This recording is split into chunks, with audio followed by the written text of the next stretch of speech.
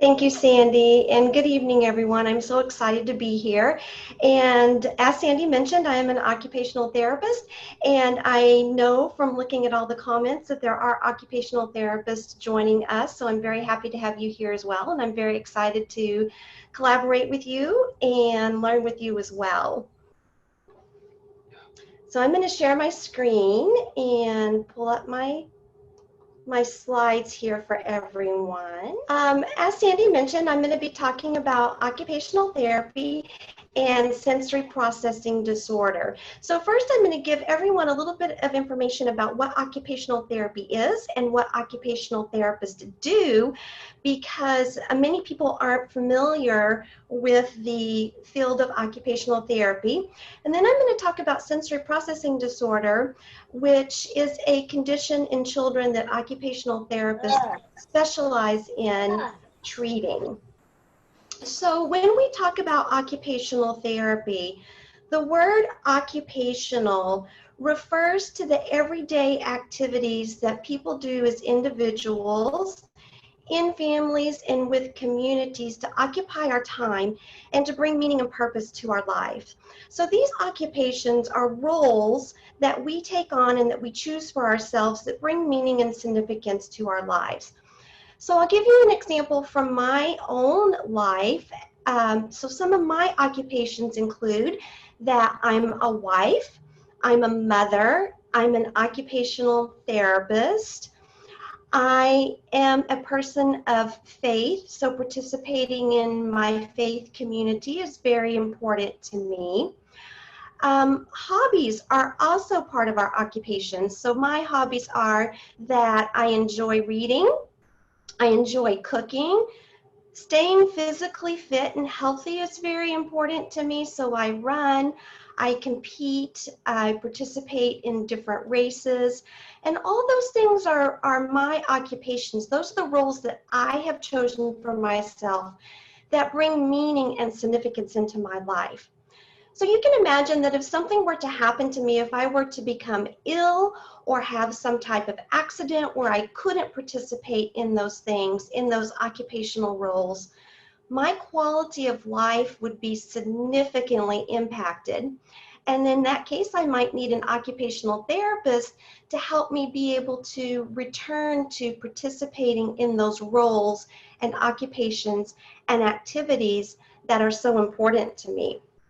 So occupations include things that we need to do and things that we want to do and things that we're expected to do in our daily lives and in the different roles that we take on for ourselves.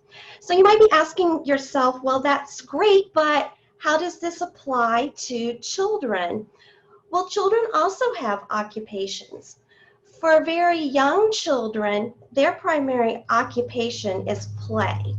Play is how they learn about the world around them. It's how they develop motor skills. It's how they develop their speech and language skills.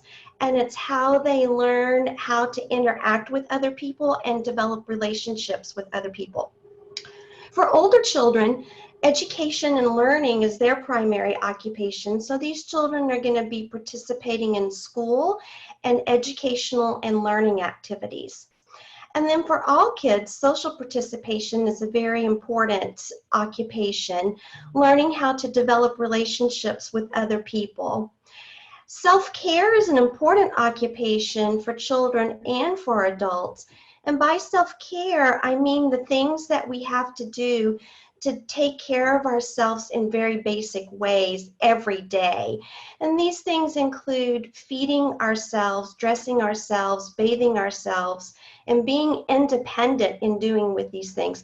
Because if I'm not independent in getting myself dressed in the morning, I can't participate in those roles and occupations that are important to me. And the same applies to a child. Rest and sleep are important occupations for everyone, adults and children. When it comes to children, sleep is how their bodies regenerate and rest so that they can grow and develop. Sleep is necessary for them to develop cognitive skills and intellectual skills. So children from a young age need to learn how to fall asleep on their own, how to sleep through the night and stay asleep, and how to get themselves back to sleep if they wake up. So sometimes an occupational therapist will work with children in helping them establish good, healthy, what we call sleep hygiene, routines, and ways that they can learn how to get good rest and good sleep. So in its simplest terms, occupational therapy is a healthcare profession that serves people all across the lifespan and helps people participate in the things that they want to do through the therapeutic use of everyday activities or occupations.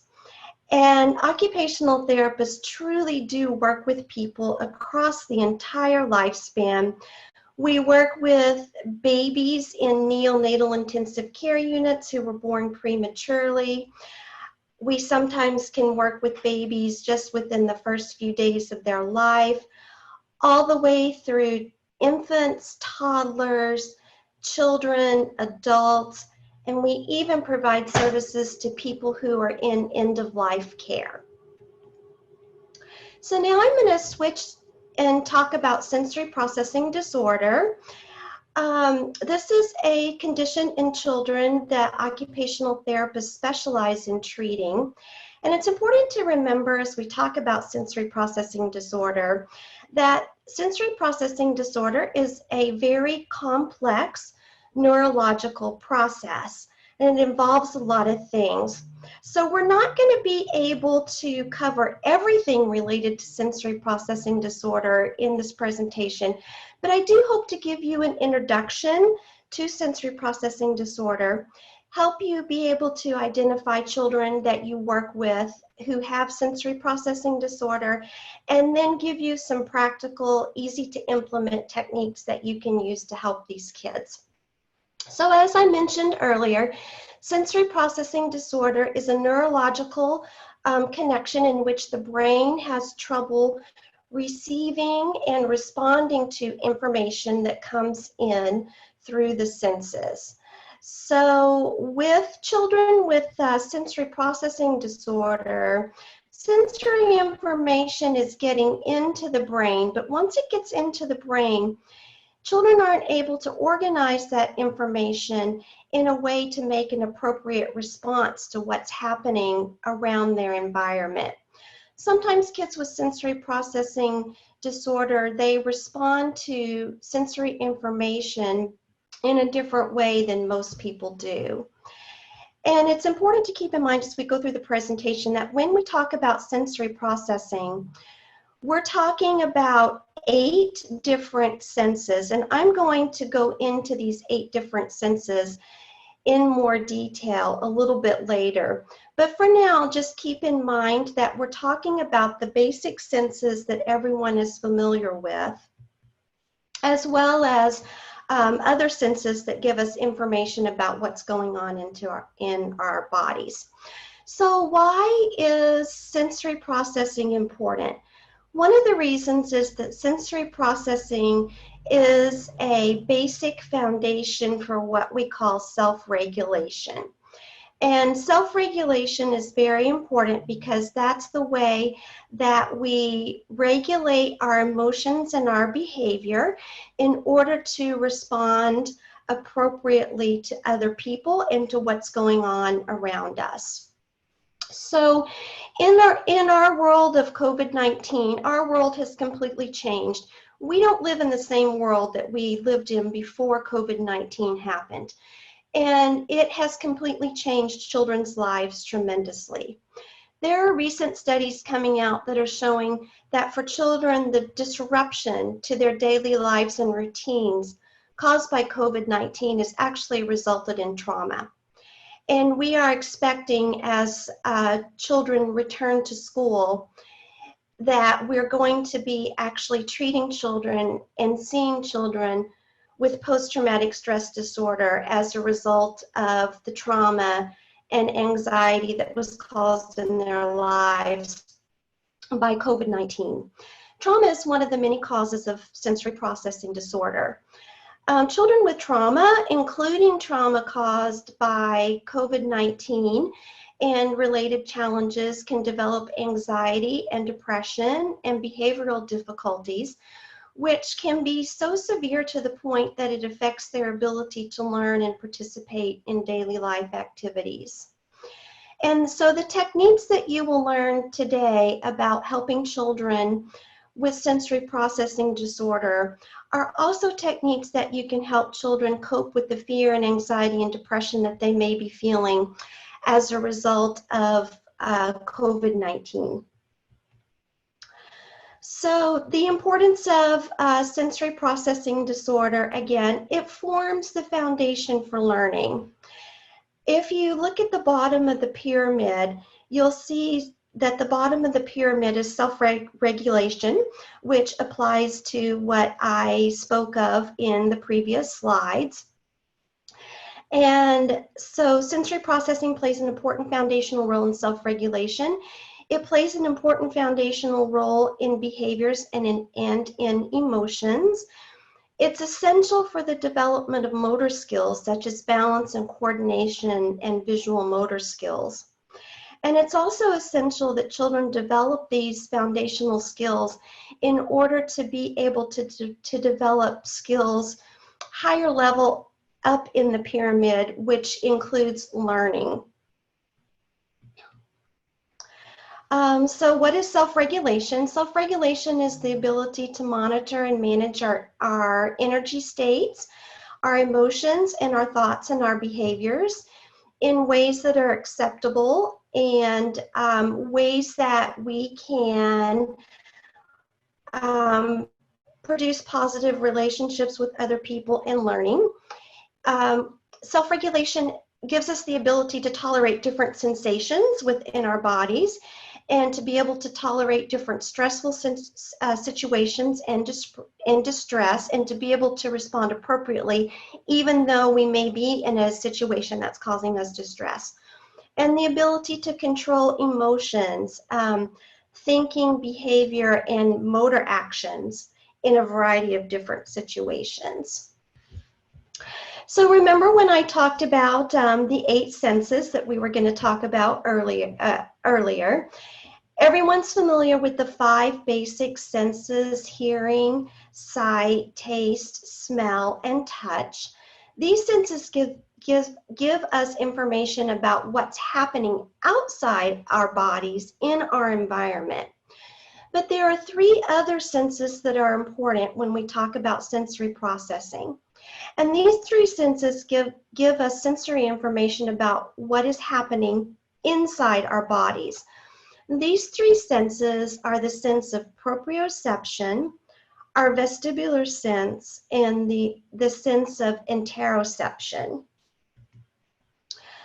There are 6 subtypes of sensory processing disorder. So if you can kind of imagine an umbrella, at the top we would have sensory processing disorder. Then it would be divided into sensory modulation disorders, and there are 3 types of sensory modulation disorders: sensory over-responsivity, sensory under-responsivity, and sensory craving. And then there are sensory-based motor disorders, and this includes dyspraxia and postural disorders. And then there's sensory discrimination disorder. And I'm going to go into each one of these in more detail. This slide just shows what it might look like, what we might see from kids if they have a sensory processing disorder. So a child who is over-responsive and has over-responsivity, they tend to overreact to situations because they might be overly sensitive to things like touch, body movement, sights, and sounds. A child who's under-responsive might appear to be quiet and passive. They might appear to not notice things that other people notice. it takes their brains longer to register sensory input. A child who is seeking sensory input has a constant need for sensory input. They're really driven to seek out all kinds of sensory input. These are typically the children that are constantly moving, constantly running, constantly jumping. Children with sensory discrimination disorders have extra time, need extra time and extra help just to figure out what they're sensing. These children often can't determine the quality of the sensory input that they're getting. They sometimes, if they hear something, they can't determine, is that sound coming from in front of them or from behind them or from the side. Children with sensory-based motor disorders are uncoordinated. They need a lot of practice to learn new motor skills. They might have low muscle tone and poor posture, and they might get tired easily. So going back to the 6 subtypes of sensory processing disorders, for sensory modulation disorder, taking a closer look at children who might be over-responsive. These children are more sensitive to sensory stimulation than most people. Their bodies feel sensation too easily or too intensely. Sometimes this is also referred to as sensory defensiveness. These children often try to avoid sensory input or minimize the sensations that they're getting through withdrawing. So they might do something like pull away from being touched or cover their ears to avoid loud sounds. And then with sensory modulation disorders, we also see children who are under-responsive to sensory input. And these children often appear quiet, very passive, not responding to stimuli of the usual intensity that's available in their environment. They might appear withdrawn. You might have difficulty engaging them. They might seem self-absorbed because they're not detecting sensory input in their environment. Sometimes these children don't perceive objects that are hot or cold, or they might not notice pain in response to falling or getting a cut or getting a scrape. I just want to tie this into what we heard earlier with the importance with speech and language and hearing. And the point I would like to make about that is if you do see a child who's quiet, passive, and withdrawn, please have their hearing checked and their vision checked just to make sure that that's also not something that's going on with them as well as a sensory processing disorder. Sensory craving. These are children who actively seek out and crave sensory stimulation. They're the children who are constantly moving, running, jumping, bumping into things. These are the children who are often thought to have attention deficit hyperactive disorder and attention deficit disorders. They're always on the go. It's hard for them to concentrate. It's hard for them to be still. They're constantly moving. And then we have the sensory-based motor disorders. And under that category, if you remember, there are postural disorders and dyspraxia. So for a child with postural disorder, they don't have good enough body control to be able to maintain good upright or standing position. So these are the children that you might see slumping a lot, or they might use their hand to support their chin and bend over a lot. They have trouble holding themselves upright. And then with dyspraxia, excuse me, these are children who have problems with what we call motor planning. So they have difficulty carrying out and planning new motor actions. They might have difficulty actually forming an idea in their mind of a goal or of a motor movement that they want to accomplish. And then they have difficulty planning and sequencing the motor actions that they need to perform that motor task. These are the children who appear clumsy, they appear to move in very awkward ways, and they're very accident prone. I just want to highlight dyspraxia a little bit because it does have a big impact on children's ability to function, and it affects children in many ways. So dyspraxia can affect children with their gross motor skills with things like getting dressed, coordination, and balance. It can affect their communication skills with having difficulty with actually saying words because they're unable to coordinate the small muscles in their cheeks and lips and tongue to be able to get the words out correctly. These children often have fine motor difficulties. They have difficulty manipulating small objects. They might have difficulty with handwriting and difficulty with managing small objects like buttons and shoelaces. These children often have difficulty with concentration. They can be easily distracted and have limited focus. In the classroom, if you're a teacher, you might see that these are the children that have difficulty getting their thoughts and ideas on paper. So they might have a thought or an idea in their mind, but they don't know how to translate that thought or idea into a motor action to be able to write it down on a piece of paper. They might have poor listening skills. They might have difficulty copying things from the chalkboard. Children with dyspraxia have difficulty planning and organizing things. They need a lot of visual cues. They have difficulty with sequencing actions. And then with sensory discrimination disorder, to discriminate means that you can accurately understand what you see, hear, feel, taste, smell, or touch.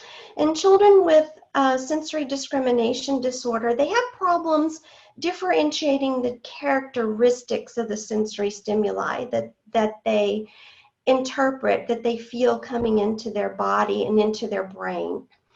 And so this can often leave them very confused, feeling very disoriented, feeling very uncertain about what's happening around them. And this slide just shows that sensory processing disorders can show up in a variety of ways in children. So it gives an example of what are some of the signs of sensory processing disorders that you might see in children that you work with or within your own children. So the girl on the left-hand side, she says that she cries and shields her eyes from the sun and other bright lights. She's a picky eater. She resists trying new foods and textures.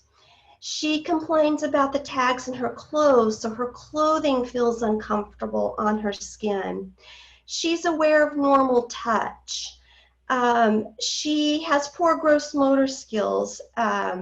She walks on her tiptoes. We see a lot of children who have problems processing sensory information who walk on their tiptoes a lot. And then she says she hates having her hair washed or cut. We see children with difficulties with processing tactile information who are overly sensitive to tactile information, who have really a lot of difficulties with having their hair brushed or washed or cut. And then the boy on the right-hand side has trouble focusing. He's oversensitive to loud sounds. He likes to chew on everything. Sometimes kids who seek sensory input will chew on their clothing, or if they're in school, they will chew on their pencils. They're seeking that sensory input into their mouths. Often children with sensory processing problems have poor fine motor skills. They have difficulties with those self-care skills, that important occupation of self-care like dressing themselves. And they have difficulty with the way their clothing feels. So this child says he puts his socks on just so that he can't feel the seams on his socks, or he might even prefer to go barefooted because just the sensation of having socks and shoes on his feet is uncomfortable. Now I'm going to go into a little bit more detail about the different senses that are involved in sensory processing and talk about some practical things that you can do to help children who are experiencing these types of difficulties.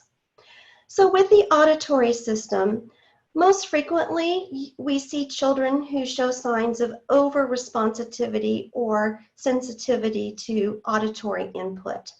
So these are children that have extreme sensitivities to common sounds in their environment. They might cover their ears or avoid busy places. They might even do something like try to withdraw or hide or run away when they hear a distressing sound in their environment.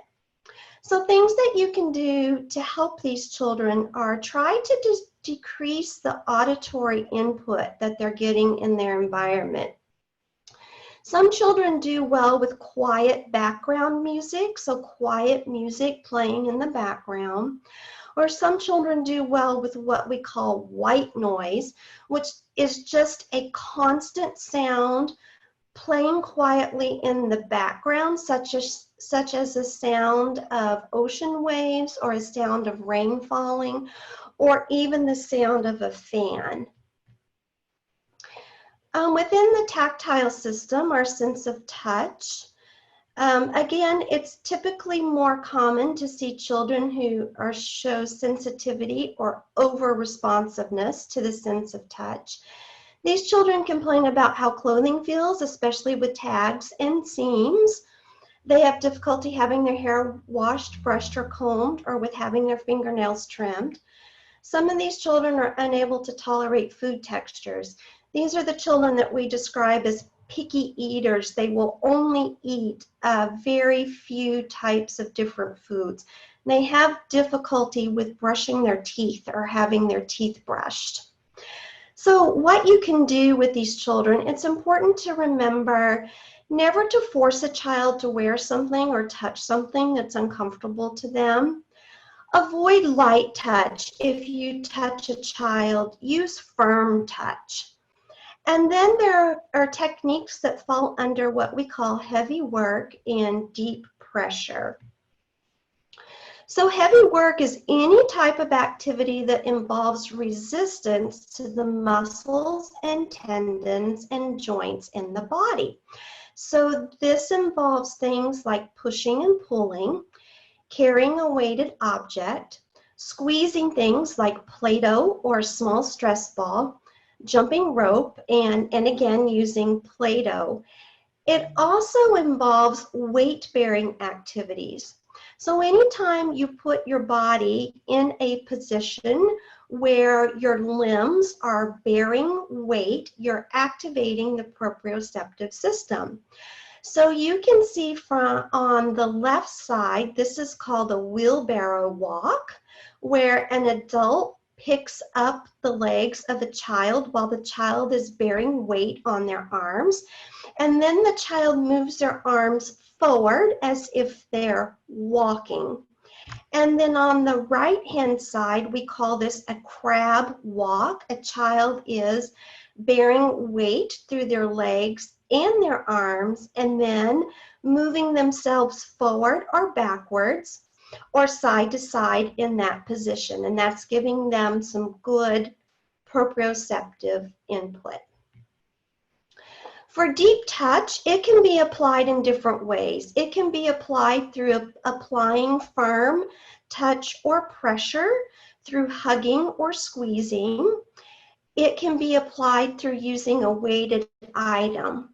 So sometimes just simply having a child lay down on the floor and placing a weighted item on top of the child will give them enough sensory input to help them calm down and organize their nervous system.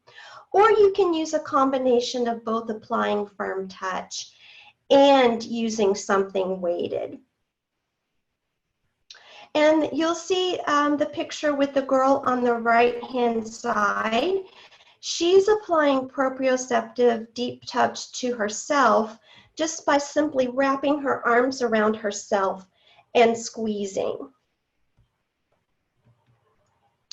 And I have a video to show you that shows some examples of easy things that you can do for proprioceptive input for deep touch and pressure activities. This video references activities for home, but these are activities that you can do in any setting. They can be done at home. They can be done in a group childcare setting, and they can also be done in a school. And so you'll also see on this video, it's going to mention one of the things that you can do is you can have children squeeze into a small space to help their nervous system feel more calm and more organized. And as you can see in this particular video, you're going to see a child squeezing underneath a chair. You can use any small space for this. I've worked with children who like to sit in small spaces. Like I've worked with children who like to sit and squeeze themselves inside a laundry basket and just sit there for a while. So the main point of having a child squeeze into a small space is that it's a small space where they have to bend their body to get into and bring their arms and their legs close to the middle of their body. So let's watch the video.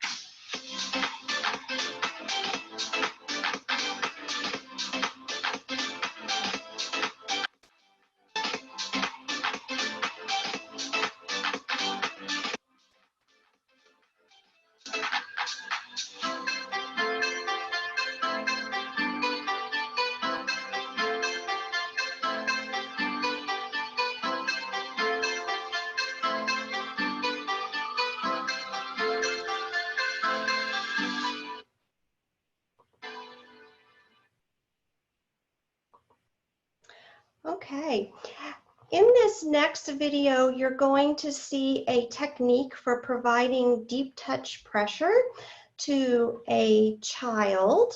So I'm going to play this video. Our first segment is on full body deep pressure touch. Sometimes this is also called hand hugs, or kids like to call them squeezes. You're going to use your hands only with the palms of your hands, not your fingers.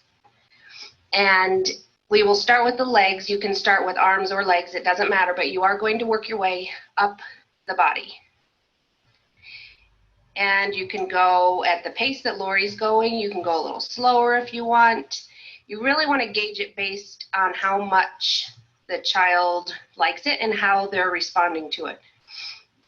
Some may want you to spend 5 minutes on their legs. The one thing you want to not do, and Laura, you could also show them, is by using your fingers when you're doing this. You don't want to do like a little massage. You don't want to squeeze or apply pressure with the fingers at all. It's only the palms of your hands. Give us a smile, Gracie. And on the arms, the same technique, working towards the core of the body. We'll have Lori just do one arm on this part, but of course you apply this pressure on both arms. When you get to the shoulder, you're going to give even pressure on both sides as Lori's doing. And then you can move to the back where you're not going to really do a squeeze, but on the back, you're just going to hold as she's stabilizing the body on the front and pushing down her back.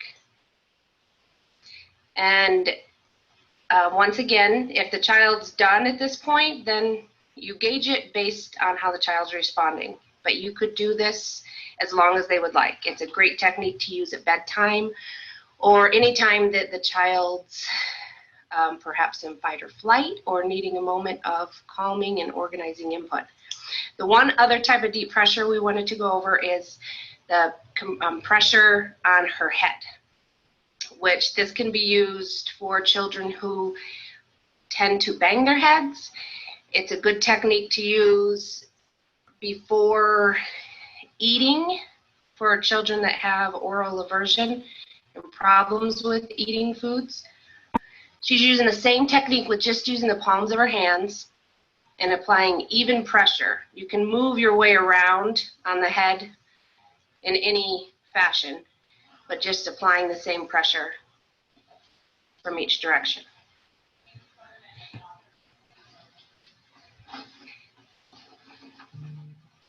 And then the last part on her face that you can also do is on her cheeks.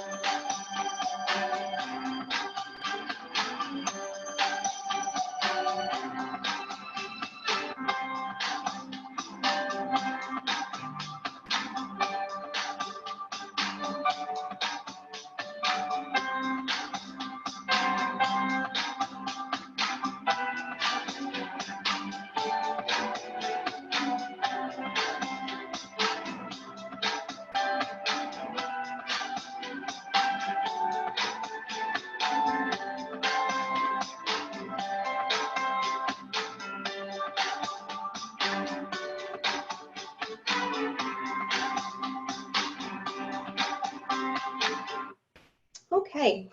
I'm not going to play the last part of this video just because we're running a little short on time. Oops, sorry about that.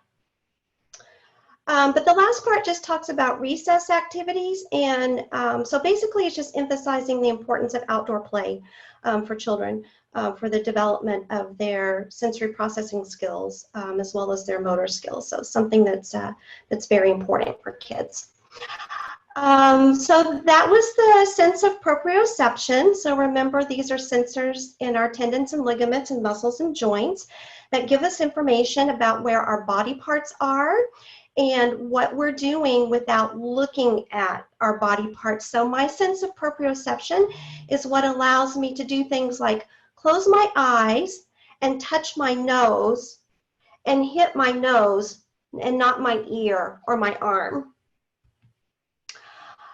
So when children have difficulty with proprioception, you might see that they color or write with heavy pressure or not enough pressure. They might play aggressively, unintentionally with other children. They might use too much or too little force to do things. They might seem clumsy, and they might chew on things that are not food, such as on their clothing. And what you can do to help kids with difficulty with proprioception, the same activities that we just talked about that can be used for kids who have difficulties with their sense of touch. So it's the heavy work and deep pressure activities that are important for these kids. The vestibular system. This is a system that's located in our inner ear. It's activated by movement of the head. It's responsible for providing our brain with information about motion, the position of our heads. It's involved with balance and posture and our sense of equilibrium. So it's a very important sense. So sometimes we see kids that seek vestibular input. These are kids that are in constant motion. They can't seem to sit still. They're frequently rocking or spinning. You also might see kids who lose their balance easily or have a fear of activities that require their feet to leave the ground, such as climbing up a slide or swinging on a swing. So what we do with these kids depends on whether or not they're seeking vestibular input or whether or not they're sensitive to vestibular input. If a child is seeking vestibular input, you can use fast swinging. You can allow the child to maintain body positions where their head is in a downward position, such as you see here. You can do activities that challenge balance, and you can have them do jumping activities. If they're sensitive to vestibular input, if they do use swings, we want them to swing slowly. Slow rocking back and forth in a rocking chair, and if you don't have a rocking chair, they can just slowly rock their bodies back and forth. And then the last picture on the right shows wall push-ups. This is a good technique to use. It's simply standing in front of a wall with the arms outstretched and palms resting on the wall, and then leaning forward into the wall and then straightening the arms out and pushing away from the wall. This is one last video that I have about vestibular activities that you can do. And again, this refers to activities at home, but they can be done in any setting.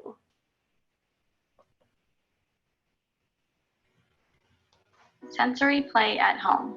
Playing sensory games in the home is fun and easy. Use items found around your home to engage your child's sensory system. These games provide your child with vestibular input, also known as the sense of movement. When playing, different types of movement can either help, alert, or calm your child. Fast swinging or unexpected movements when swinging will alert your child during play, while slow and rhythmic swinging will calm your child during play. For this activity, you will need a large blanket. Have the child lay on the blanket on their back.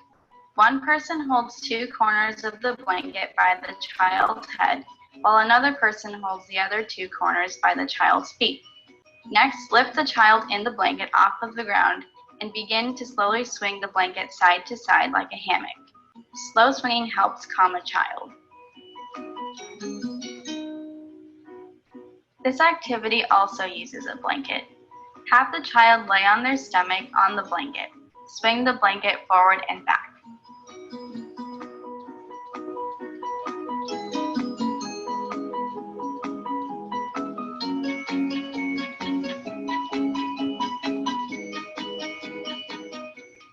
Thanks for watching. For more videos, check out our YouTube channel. And I just want to point out with this video, even though the video showed using a blanket, you can use a sheet, you can use any piece of cloth material, anything that's flexible enough and big enough for the child's body to fit into. You don't necessarily have to use a blanket. And subscribe.